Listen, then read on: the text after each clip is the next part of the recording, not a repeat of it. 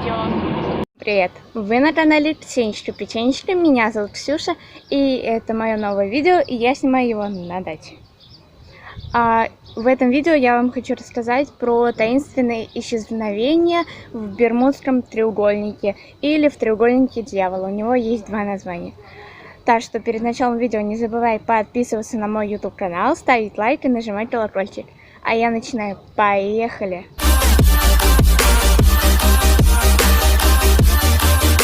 Треугольник – это район в Саргассовом море, в котором происходит таинственное исчезновение морских и воздушных судов. Бермудский треугольник расположен между Майами, Бермудскими островами и Пуэрто-Рико.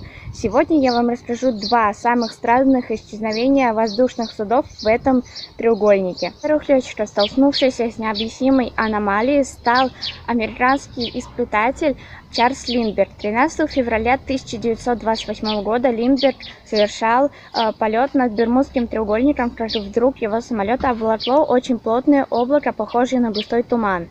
Линдберг, как ни пытался, не мог выбраться из этого облака. Стрелки компаса буквально сошли с ума.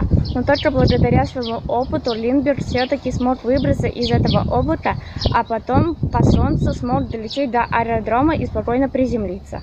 Случай произошел в августе 1947 года с самолетом Stardust, совершавший перелет из Буэнос-Айреса в столицу Чили.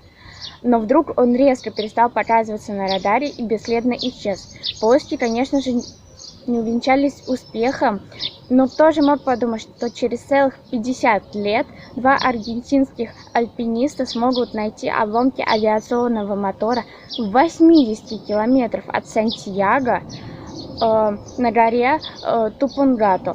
А в 2000 году аргентинской армией были найдены останки нескольких членов экипажа и обломки этого самолета.